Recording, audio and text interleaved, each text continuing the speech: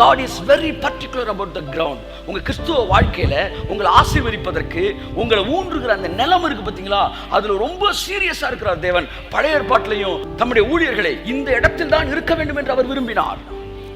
இதுதான் ஆவிக்குரிய கீழ்ப்படிதல். எத்தனை பேர் யூடியூப்ல இருந்து பாக்குறீங்க, எவ்வளவு இடங்களை நீங்க கேட்குறீங்க, ஆன்லைன்ல நீங்க கேட்குறீங்க. நான் சொல்றேன், ஆனா எந்த மெசேஜ் ஓபன் பண்ணும்போது உங்க ஆவிக்குரிய வாழ்க்கை துளிர் விடுதோ அந்த கிரவுண்டு உங்க கிரவுண்டுன்றதை கண்டுபிடிச்சுக்காங்க. தேவன் அந்த கிரவுண்ட்ல உங்களை இணைத்திருக்கிறார்.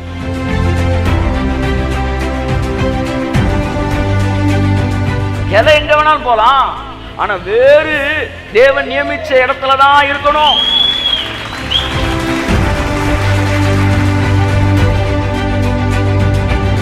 அடுத்து வாசிங்க.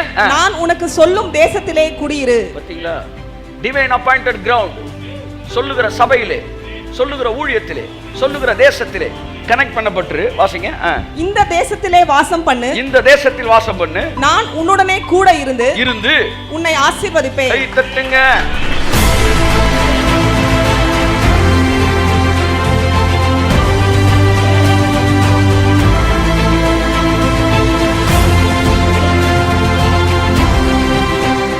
நீங்க எங்க இருந்தாலும் பிள்ளைதான் எல்லாம் சொல்லுங்க. ஆனா சொன்ன இடத்துக்கு வந்தா நான் செல்ல ஐயத்தின் சிறப்போடு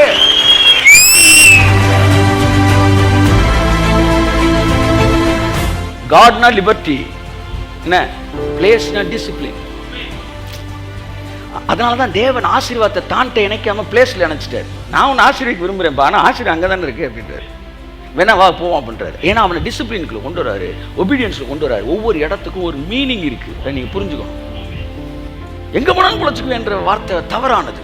தேவன் சொன்ன இடத்துல இருந்தா தான் நம்ம பிழைப்போம், நல்லா இருப்போம். கரங்களை தட்டி கர்த்தர் நன்றி சொல்லுவோம்.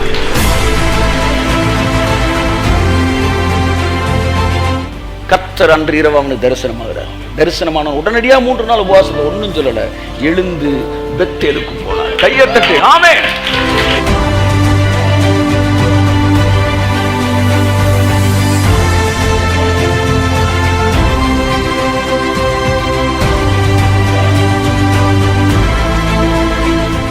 ஆபிரகாம் அந்த இடத்துக்கு யெகோவா ஈரே என்று பெயரிட்டான். கோடு எங்க போடுவீங்க?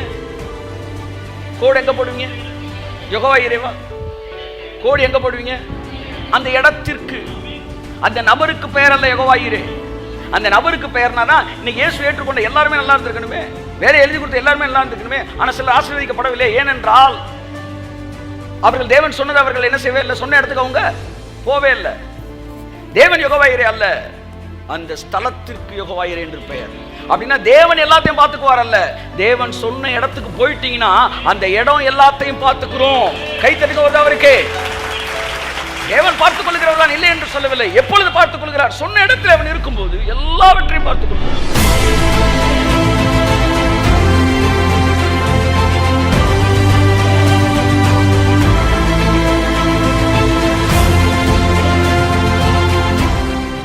A divine appointed place. தேவன் உங்களுக்கு ஒரு அப்பாயிண்டட் பிளேஸ், ஒரு டிவைன் அப்பாயிண்டட் பிளேஸ்னு ஒன்று வச்சிருக்கிறாரு. அந்த இடத்துல கர்த்தர் உங்களை ஆசீர்வதித்து அங்கே வச்சு உங்களை வளர வைக்க விரும்புகிறார். People who ever find the divine appointed ground, they are blessed. ஆமென் சொல்லுவோம். வாசிப்போம் சங்கீதம் 80:8. நீர் எகிப்திலிருந்து ஒரு திராட்சை கொடியை கொண்டு வந்து ஜாதிகளை துரத்தி விட்டு அதை நாட்டினீர். எல்லாரும் பாருங்க, நம்ம தேவன் எங்க இருந்து கொண்டு வந்தாராம் சொல்லுங்களேன். என்ன பாக்குறீங்களா? தேவன் நம்ம எகிப்திலிருந்து கொண்டு வந்தாராம். நம்ம திராட்சை செடி தான், ஆனா எகிப்தில் இருந்தோமா. அங்க இருந்து வேரோட நம்மளை எடுத்து தேவனிலிருந்து ஒரு திராட்சை செடியை கொண்டு வந்து ஜாதிகளை துரத்தி விட்டு அதை நாட்டினீர். அடுத்து அதற்கு இடத்தை ஆயத்தப்படுத்தினீர். அதற்கு ஒரு இடத்தை ஆயத்தப்படுத்தினீர். கை தட்டுங்க. The divine appointed ground. எல்லாம் கை தட்டுங்களே. எகிப்திலிருந்து கொண்டு வரப்படுகிற ஒவ்வொரு திராட்சை செடிக்கும் அதை ஊன்றுவதற்கு ஒரு இடத்தை, அதை பெயர்ப்பதற்கு முன்பாகவே தேவன் தெரிந்து கொள்கிறார். கரங்களை தட்டி கர்த்தருக்கு நன்றி சொல்லுவோம். நான் ஒரு இடத்தை ஆயத்தம் பண்ணினேன். தேவன் எகிப்திலிருந்து திராட்சை செடியை கொண்டு வந்த உடனே எங்கேயாச்சும் நட்டு போடலாம்டா. தண்ணி ஊத்துற எங்கனாலும் வளர்ந்துற போது, நாலு பாட்டை பாடி ஒரு செய்தியை கேட்டா எங்கனாலும் வளர்ந்துட்டு போறான். ஒரு அல்லேலூயா ஆமென் சொன்னா வளர்ந்துட மாட்டானா? எங்கனாலும் வந்துட்டு போட்டு அப்படின்னு அவரு அந்த எகிப்துல இருந்து திராட்சை செடியை நட்டலையாம். அந்த செடியை அங்கிருந்து எடுக்கிறதுக்கு முன்னாடியே அந்த செடியை வைக்கிறதுக்கு ஒரு மண்ணை பார்த்து, இந்த மண்ணு தாண்டா இந்த செடிக்கு சரியான மண்ணுன்னு ஒரு இடத்தை ஆயத்தப்படுத்தினாராம்.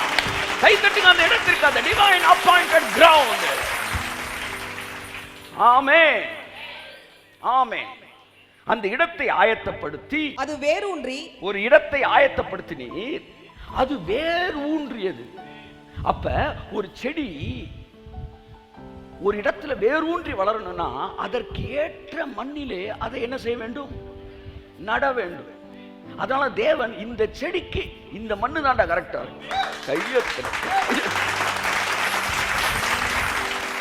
என்ன தேவன் தெரிந்து கொள்றதுக்கு முன்னாடி இவனை இந்த லீடர்கிட்ட கொண்டு போனதான் சரியாவான், இந்த லீடர்கிட்ட வந்தா தானே ரட்சிக்கப்படுவான், இந்த சர்ச்சில் உட்கார்ந்தா தானே வேறு ஊன்றுவான். கிறிஸ்துவுக்குள்ளே நீங்கள் வேரூன்ற வேண்டும். வேரூன்றுவது என்பது உங்கள் ஆவிக்குரிய வாழ்க்கையிலே வளர்ச்சியை குறிக்கிறது. எப்படி ஒரு செடி வேரூன்ற வேண்டுமோ அப்படியே ஒவ்வொரு கிறிஸ்தவனும் ஆவிக்குரிய வாழ்க்கையில் வேரூன்ற வேண்டும். நீங்கள் வேரூன்ற வேண்டும் என்றால் உங்களுக்கென்று தேவன் ஆயத்தம் பண்ணின அந்த ஸ்தலத்திலே, அந்த மணலிலே, அந்த மண்ணிலே நீங்கள் ஊன்றப்பட வேண்டும். ஆமென். ஒவ்வொரு மனிதனும் வேரூன்றும்படி ஒரு ஸ்தலத்தை தேவன் ஆயத்தம் பண்ணுகிறார். வேறு விதமாக சொன்னால், ஒவ்வொரு மனிதனும் வேரூன்ற வேண்டும் என்பதற்காக ஒரு சபையை தேவன் சரியான நிலமாக தெரிந்து கொள்கிறார். மனிதன் திராட்சை செடி என்றால் சபை நிலமாய் இருக்கிறது. ஒரு ஆவிக்குரிய கிரவுண்ட் ஒரு நிலமாய் இருக்கிறது. இவனை இங்க ஊன்னாத்தான் அவன் வேரூன்றுவான் என்று கருதி தேவன் அந்த நிலத்திலே அவனை ஊன்றுகிறார். வாசிப்போம் மார்க் 4:17. தங்களுக்குள்ளே வேர்கொள்ளாதபடியினால், பாருங்க, 4 வகையான நிலங்களை சொல்லும் போது ஒரு விதை வேறு கற்பாறையான நிலத்துல விழுந்துருச்சு. விதை நல்ல விதையா இல்லையா? எல்லாரும் என்ன பாருங்க, விதை நல்ல விதையா இல்லையா? விதைச்சவன் நல்ல ஆளா இல்லையா? ஆமா. ஜெபம் எல்லாம் விதைச்சிட்டாரா? இல்ல. ஒரே விதைக்கிறவன் ஒரே விதை, ஆனா விதைக்கப்பட்ட நிலம் கற்பாறையான நிலம். அதனால அந்த அந்த அந்த பாவம், அந்த செடி வேரூன்ற முடியல. அது ஃபுல்லா ஹார்டா கற்பாறையா இருக்கு. அப்ப என்ன நடந்துச்சான்? தங்களுக்குள்ளே வேர்கொள்ளாதபடியால் கொஞ்ச காலம் மாத்திரம் நிலைத்திருந்து வசனத்து நிமித்தம் உபத்திரவமும் துன்பமும் உண்டான உடனே இடரல் அடைகிறார்கள். இங்க பாருங்க, நிலம் சரியில்லைன்னா செடி நல்லா வேர் கொண்டு வளராது. அப்ப நாமும் வேர் கொள்ள வேண்டும். பைபிள் அப்படிதான் சொல்லுது. கொலோசியர் 2:6 சொல்லுது, நீங்கள் கிறிஸ்துவுக்குள் வேர் கொண்டவர்களாய் இருக்க வேண்டும். 2:6 வாசிங்க. ஆகையால் கர்த்தராகிய கிறிஸ்து இயேசுவை ஏற்றுக்கொண்டபடியே அவருக்குள் வேர் கொண்டவர்களாயும் அவர் மேல் கட்டப்பட்டவர்களாயும் அவருக்குள் நடந்து கொண்டு. பாத்தீங்களா? அவருக்குள் வேர் கொள்ள வேண்டும். கிறிஸ்தவ வாழ்க்கை என்ன பாருங்க, இயேசு என்ன முடிச்சிருக்கிறார் என்பதை புரிந்து கொண்டு சிலுவையில் அறையப்பட்ட அந்த உபதேசத்தையும் ஆதி அப்போஸ்தலர் உபதேசத்திலும் வேறு கொள்ள வேண்டும். அதுதான் உங்களை சுத்தி ஒரு புதிய யுகத்தை உருவாக்க போகிறது. என் அன்புக்குரியவர்களே, தேவன் ஒரு போராட்டமான வாழ்க்கை உங்களுக்கு வைக்கல, ஒரு போராட்டமே இல்லாத வாழ்க்கை உங்களுக்கு வச்சிருக்கிறார். வியாதியில ஜெயிக்கிற ஒரு வாழ்க்கையை வைக்கல, வியாதியே இல்லாத வாழ்க்கையை தேவன் உங்களுக்கு வச்சிருக்கிறார். உங்களுடைய பாதை ராஜ பாதை. கரங்களை தட்டி கர்த்தர் கண்டித்து இதிலே நீங்கள் வேரூன்ற வேண்டும். நீங்கள் வேரூன்ற வேண்டும் என்றால் நீங்கள் சரியான இடத்தில் ஊன்றப்பட்டு இருக்க வேண்டும். சரியான செய்திகளை தொடர்ந்து கேட்க வேண்டும். அவ்விதமாய் கேட்கும் போதுதான் நீங்கள் வேரூன்றப்படுகிறீர்கள் கிறிஸ்துவுக்குள். Not we are rooted in deeds. செயல்களிலே வேரூன்ற கூடாது, கிறிஸ்துவுக்குள் வேரூன்ற வேண்டும். அநேக இடங்களிலே செயல்களிலே வேரூன்ற சொல்லி தருவாங்க. விடாம இதசை, விடாம அதசை. இவங்க இப்ப எதுல வேரூன்றிட்டு இருக்காங்க? செயல்களில் வேரூன்றாங்க. நாமோ கிறிஸ்து முடித்ததிலே வேரூன்றி கொண்டிருக்கிறோம். தேவன் என்ன செஞ்சார், தேவன் நமக்கா என்ன செய்து முடித்திருக்கிறார் என்பதிலே வேர் கொண்டவர்களாக இருக்கிறோம். சோ என் அன்புக்குரியவர்களே, இதிலே வேர் கொள்ள வேண்டும் என்றால் ஒரு செடி அதற்குரிய நிலத்திலே பதிக்கப்பட வேண்டும். ஆமென் சொல்லுவோம். அந்த நிலத்தை இதுதான் இந்த திராட்சை செடிக்கான நிலம் அப்படின்னு ஃபிக்ஸ் பண்ணாராம். அதுதான் appointed ground, God's appointed ground. தேவன் ஒவ்வொரு விசுவாசிக்கும் ஒரு நிலத்தை ஆயத்தப்படுத்தி அங்கே கொண்டு அந்த விசுவாசியை நடுகிறார். எப்பொழுது அந்த விசுவாசி என் நிலம் இதுன்னு கண்டுபிடிச்சு அந்த நிலத்திற்குரிய தொடர்பை புரிந்து கொள்கிறானோ அப்பொழுது அவனுடைய வளர்ச்சி மிக வேகமானதாக இருக்கிறது. அந்த அந்த அந்த செடி எப்படி வளருதான் அதற்கு ஒரு இடத்தை ஆயத்தப்படுத்தினார். 88:9 வருஷமா அதற்கு இடத்தை ஆயத்தப்படுத்தினீ. ஆமென். எத்தனை பேர் நம்புறீங்க? உங்களுக்கு எதையோ ஆயத்தப்படுத்துறாராம். அதுல ஒண்ணு, நீங்க கிறிஸ்துவுக்குள்ள வளர்றதுக்குன்னு ஒரு சபையை, ஒரு ஊழியத்தை, ஒரு ஸ்பிரிச்சுவல் கிரவுண்டை கர்த்தர் ஆயத்தப்படுத்தி தான் நீங்க அங்க வந்திருக்கிறீங்கன்னு எத்தனை பேர் நம்புறீங்க? கையை உயர்த்தி ஒரு அல்லேலூயா சொல்லுங்க. எனக்கு தேவன் ஒரு இடத்தை ஆயத்தம் பண்ணி அங்க கொண்டு வந்து வச்சார். அது என்ன செஞ்சிச்சு? அது வேர் ஊன்றிட்டு. எத்தனை பேர் இங்க எப்படி தெரியுமா கண்டுபிடிக்கலாம்? இது this is divine appointed ground. எப்படி தெரியுமா நீங்க கண்டுபிடிக்கலாம்? உங்களை அறியாமலே அங்க போனதுக்கு அப்புறம் கடவுளுக்குள்ள ஆவிக்குரிய வாழ்க்கையில வேர் ஊன்ற ஆரம்பிப்பீங்க. அப்பவே கண்டுபிடிச்சுக்கணும், நம்ம தெளிவாயிட்டோம், எங்க போனாலும் பொழைச்சுக்குவோம். அப்படி இல்ல, திரும்ப மறுபடி தப்பு பண்றீங்க. அப்பயே புரிஞ்சுக்கணும், நம்ம இந்த கிரவுண்டோட இருக்கிற வரைக்கும் நம்ம இன்னும் வளர்ந்துகிட்டே இருப்போம். அது வேறு ஊன்றி தேசமெங்கும் படர்ந்தது. கை தட்டின ஒரு அவருக்கு ஆமென். என்ன தேவனை அழைச்சிட்டு வந்து இதுதான் அவன் கிரவுண்டுன்னு சொன்னப்ப ஆணையூருக்குள்ள கொண்டு வந்து கிராமத்துல போட்டுட்டாருடா அவளை நினைச்சேன். ஆனா இங்க வேறு ஊன்றுனப்பதான் நான் தேசமெங்கும் படர ஆரம்பிச்சேன். I understood that this is my ground. அதனாலதான் என்ன பிச்சு வெளியே எழுத்தாலும் வெளியே வரமாட்டேன். நான் இங்க வேறு ஊன்ற என் கிளை தேசமெங்கும் பரம்பிக்கிட்டே இருக்கும். ஆனா நல்லா வந்து அமெரிக்கா வரைக்கும் கிளை போயிருச்சுன்னு சொல்லிட்டு நேரா வேற கொண்டு போய் அமெரிக்கால போட்டோம். ஆமா, அப்புறம் ஆப்பிரிக்காவுக்கு போயிட வேண்டியதான்.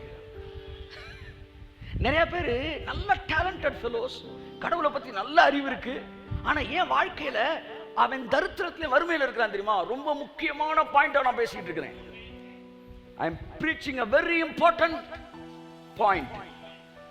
பயங்கரமான திறமை வச்சிருப்பாங்க, நம்மளோட 10 மடங்கு 20 மடங்கு 100 மடங்கு திறமை இருக்குங்க. ஆனா லைஃப்ல பாத்தீங்கன்னா 100 ரூபாய் அவனால சம்பாதிக்கிறது அவ்வளவு கஷ்டமா இருக்கும்.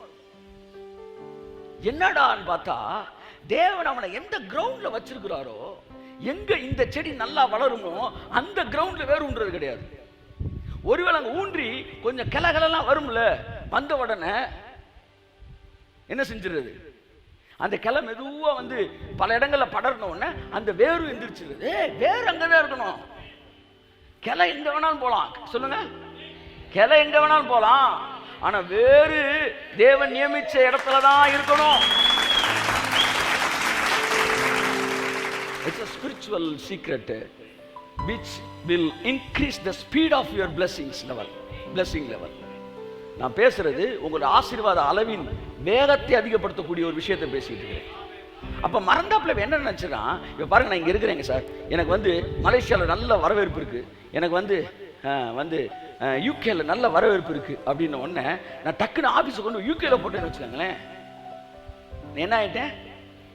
ஆமா, இது எப்படி இருக்குன்னா, நான் வந்து இங்கேருந்து மெட்ராஸ் போயிட்டு இருக்கிறேன், போற வழியில பெட்ரோல் தீரப்போகுது, ஆனா நான் சீக்கிரமா போய் சேரணும். அப்ப பெட்ரோல் பங்கை பார்த்த உடனே இப்ப பெட்ரோல் போட ஒரு 15 நிமிஷம் வேஸ்ட் ஆகும், ஆனா எனக்கு வளர்ச்சி தான் முக்கியம் அப்படின்ட்டு நான் பெட்ரோல் போடாம நேரா போயிட்டே இருக்கிறேன்.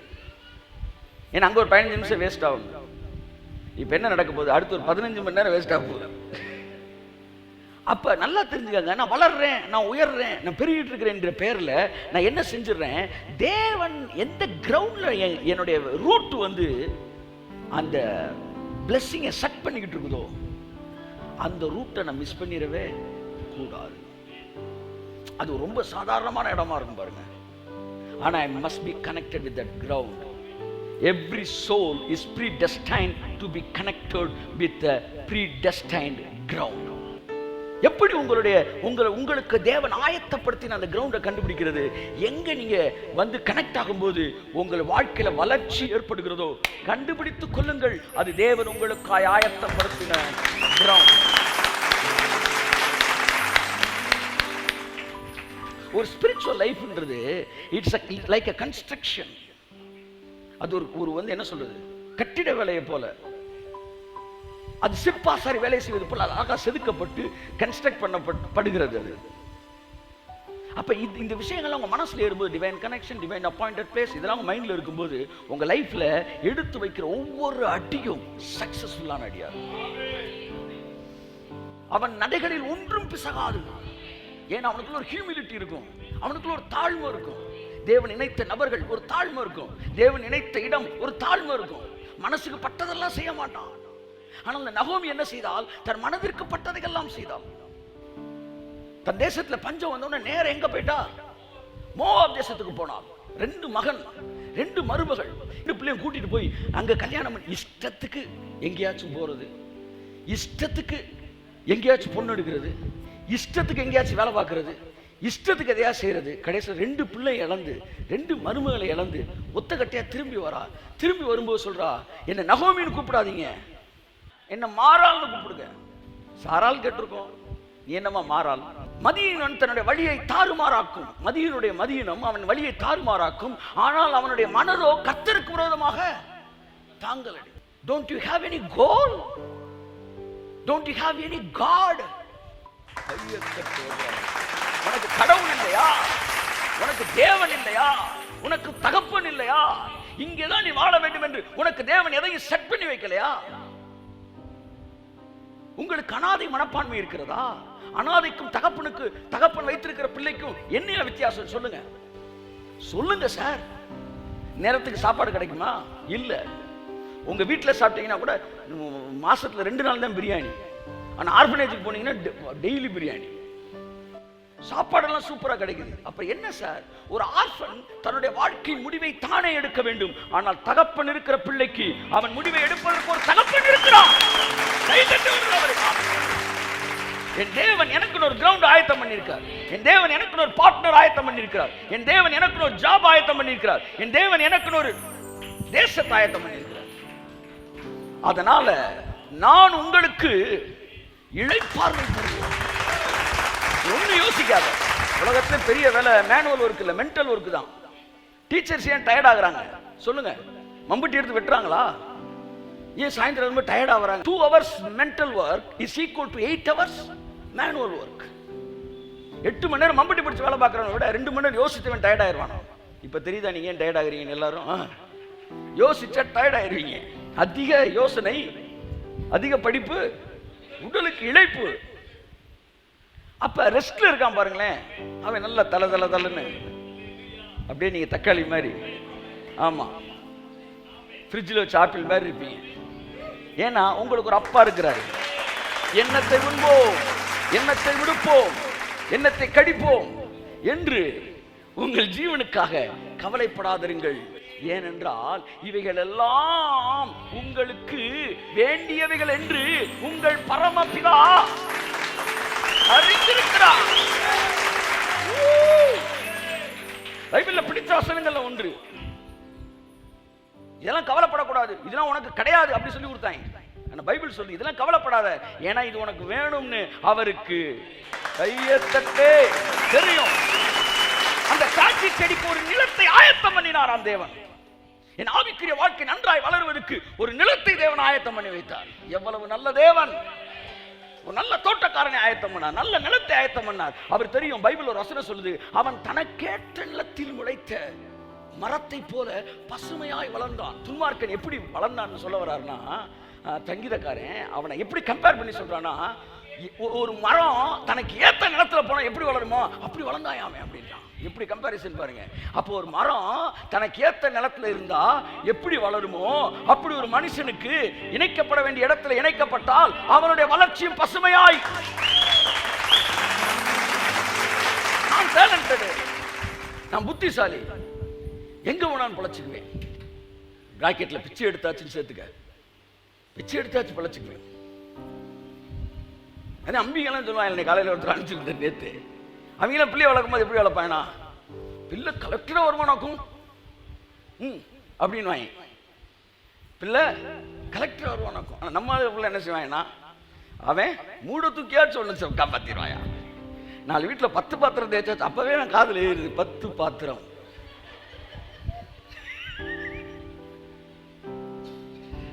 எங்கனாலும் பழச்சுக்குவேன். இல்ல, தேவன் வச்ச இடத்துல வேறு இருக்கிற வரைக்கும் இந்த உலகத்தை எங்கனாலும் நான் சைன் பண்ணுவேன்.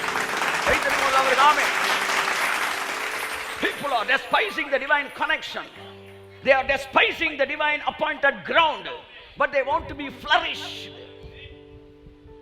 தேவன் கொடுத்த ஸ்தலத்தை அசட்டை செய்வது, தேவன் கொடுத்த உறவுகளை அசட்டை செய்வது. அப்ப பாருங்க, இப்படிலாம் தான் இஷ்டத்துக்கு தான் தோன்றியாய் திரிவதற்கு பேரு நீ தியாகமே பண்ணாம கர்த்தர் கண்டுக்க மாட்டார். தேவனை எங்க வச்சிருக்கிறாரு அங்க இருக்கணும்யா. தேவனை எங்க ஊன்றி இருக்கிறாரு அங்க இருக்கணும்.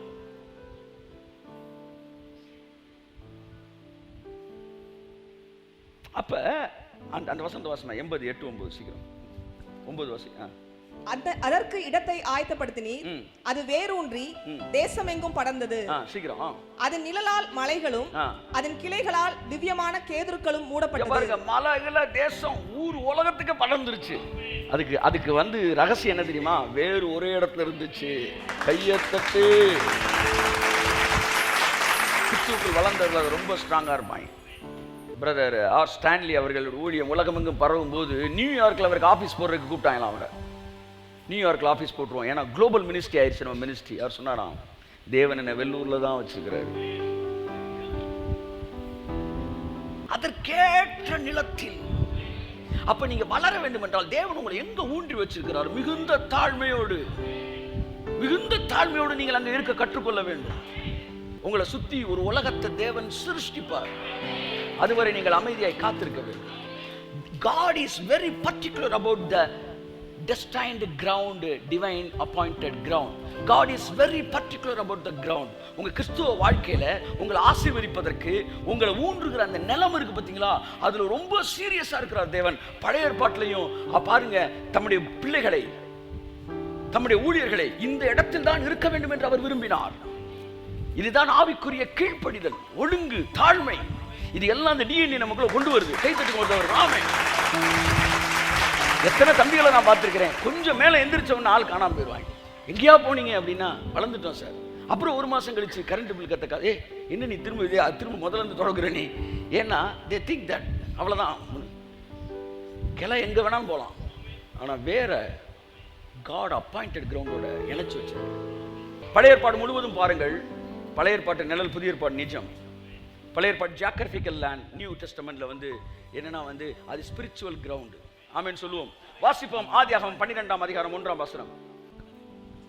கர்த்தர் ஆபிராமை நோக்கி, நீ உன் தேசத்தையும் உன் இனத்தையும் உன் தகப்பனுடைய வீட்டையும் விட்டு புறப்பட்டு நான் உனக்கு காண்பிக்கும் தேசத்துக்கு போ. எங்க கோடு போடுவீங்க நீங்க? சொல்லுங்களேன், சொல்லுங்க, எங்க கோடு போடுவீங்க? நான் உனக்கு பிடிச்ச தேசம் அல்ல, நான் உனக்கு காண்பிக்கும் தேசத்திற்கு. அல்லேலூயா சொல்லுங்க. தேவன் வாப்பா எங்க போறோம்? வாயா போம், என்கிட்ட இப்படி போம், அந்த போயிட்டு. நான் கர்த்தரியா, நான் மாறாதவர். நான் நினைச்ச என்ன வேணாலும் செய்ய முடியும். அதனால வா, அப்படியே ஏதாச்சும் ஒரு ஏரியா பக்கம் போவோம் அப்படிலாம் அவர் சொல்ல.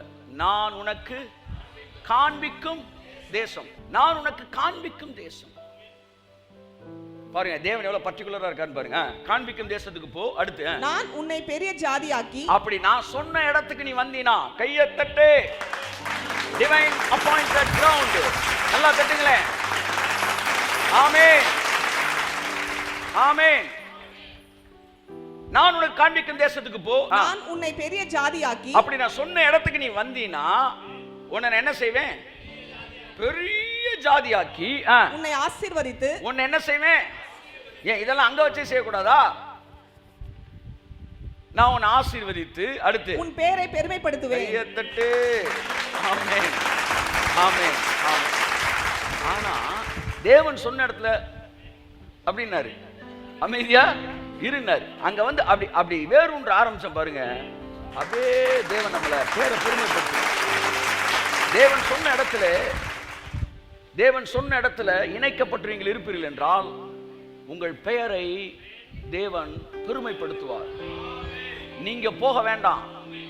உங்களுடைய க்ளோரி, உங்க ஃபேம், உங்க நேம் உலகமெங்கிலும் போகத்தக்கதாய் தேவன் கிரியை செய்வார். உன் பேரை பெருமைப்படுத்துவேன். பேக்கேஜை பாருங்க. நீ ஆசீர்வாதமாய் இருப்பாய். தேவன் ஒருத்தனை அழைக்கும் போது சிங்கிள் ஆசீர்வாதம் கொடுக்கறது இல்லையா, ஒரு கம்பெனி பேக்கேஜ் கொடுக்குது பாருங்க. எப்படி? HRA, TA, DA, அடுத்து மெடிக்கல் எக்ஸ்பென்ஸ், LTA. இது full package. DA DA insurance. ஒரு கம்பெனிக்கு போனீங்கன்னா 50,000 ரூபாய் கொடுப்பேன் நீ பாத்துக்க பொழைச்சுக்கன்னு சொல்ல மாட்டாங்க. TA travel allowance, DA daily allowance, அடுத்து வந்து ஃபியூல் அலவன்ஸ், அதான் டிராவல் அலவன்ஸா, அடுத்து வந்து ஹெச்ஆர் என்னென்னமோ எல்லாம் சேர்த்து இந்த பேக்கேஜை தரோம். நீங்க வேலையை முடிச்சுட்டு போனதுக்கு அப்புறம் உங்களுக்கு வந்து என்னப்பா what's that pension provident fund இதெல்லாம் தரோன்றாங்க.